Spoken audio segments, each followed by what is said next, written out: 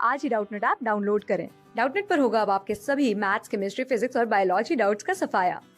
बस अपने क्वेश्चन की फोटो खींचो, उसे क्रॉप करो और तुरंत वीडियो सोल्यूशन पाओ। Download now. क्वेश्चन है कि which of the following are diamagnetic. तो डायमैग्नेटिक का मतलब होता है ऐसी स्पीशीज, ऐसा कोऑर्डिनेट कॉम्प्लेक्स जिसमें जो सेंट्रल ट्रांजिशन मेटल एटम होता है इसके पास कोई भी अनपेयर्ड इलेक्ट्रॉन ना हो। So the case when unpaired electrons are absent, तो वो केस होता है डायमैग्नेटिक। और अगर अनपेयर्ड इलेक्ट्रॉन प्रेजेंट होते हैं तो पैरामैग्नेटिक होता है। सबसे पहली स्पीशीज हमारे पास है K4Fe(Cn)6। तो इस केस में जब ये आयन बनेगी, पोटेशियम निकलेगा यहाँ से, तो इसका जो कॉम्प्लेक्स होगा वो जाएगा FeCN6 4 नेगेटिव। Cn के ऊपर -1 होता है तो x की यहाँ पर हम निकालेंगे कि ऑक्सीडेशन स्टेट कितनी है। तो x -6 इक्वल्स टू -4, तो यहाँ से x की वैल्यू आती है +2 हमारे पास। अब आयरन का जो एटॉमिक नंबर होता है दैट इज 26। तो इलेक्ट्रॉनिक कॉन्फ़िगरेशन कितनी होगी इसकी? Argon 18, 3d6 and 4s2। तो Fe+2 की ऑक्सीडेशन स्टेट कितनी होगी हमारे पास? Simply as argon 18 and 3d6। तो 3d में जब 6 इलेक्ट्रॉन ड्रॉ करेंगे तो केस कुछ इस तरीके से दिखेगा।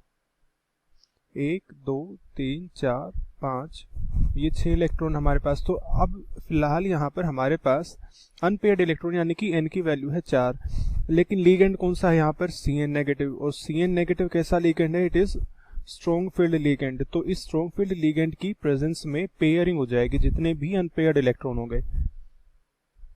सो पेयरिंग के बाद सिचुएशन कैसी होगी? बेसिकली 1 2 3 4 और 5। तो ये अभी भी हमारे पास यहाँ पर d6 है और ये पहले भी d6 थी।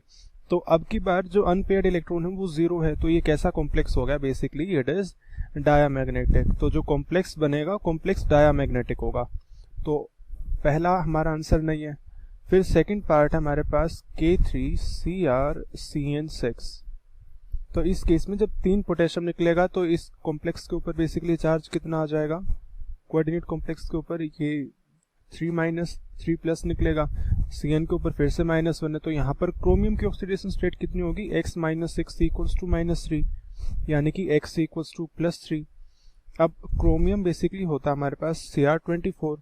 तो इलेक्ट्रॉनिक कॉन्फ़िगरेशन कितनी होगी इसकी? Argon 18, 3d5 and 4s1। तो क्रोमियम 3+ कितना हो जाएगा? बेसिकली हो जाएगा 3d3।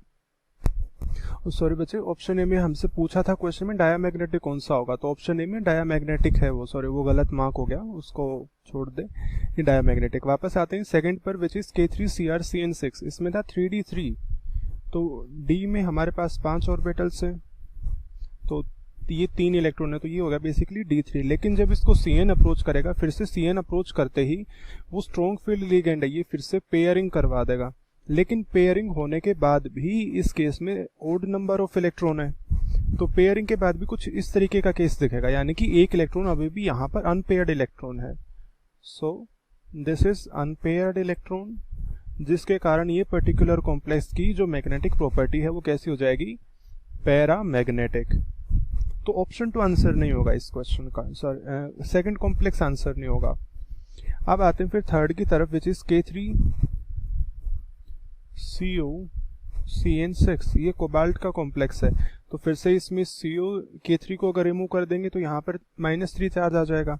Cn के ऊपर -1, तो x की कोबाल्ट की ऑक्सीडेशन स्टेट कितनी हो जाएगी? x -6 equals to -3, x equals to +3।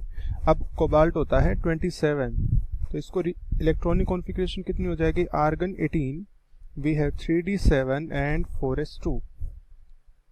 तो कोबाल्ट 3+ में कितना हो जाएगा हमारे पास? वो हो जाएगा 3d6।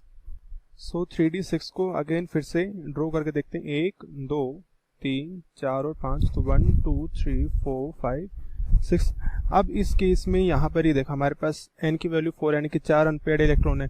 लेकिन जैसे ही साइनाइड आएगा, साइनाइड आयन Cn नेगेटिव आएगा as a ligand, strong field ligand है, फिर से इसकी प्रेजेंस में क्या हो जाएगी?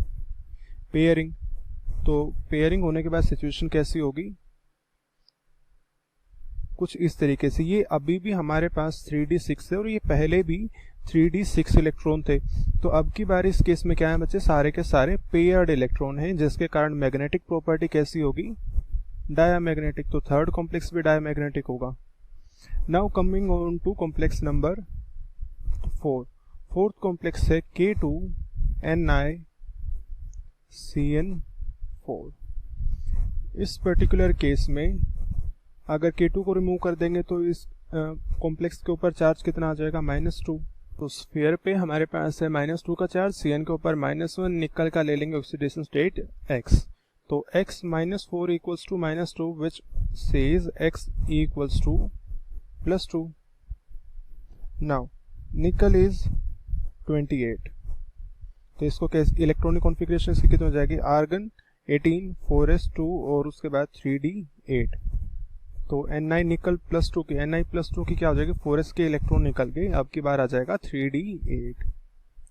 तो let's say we have 3d8। तो 1 2 3 4 5 6 7 एंड 8 इलेक्ट्रॉन। तो ये है 3d8।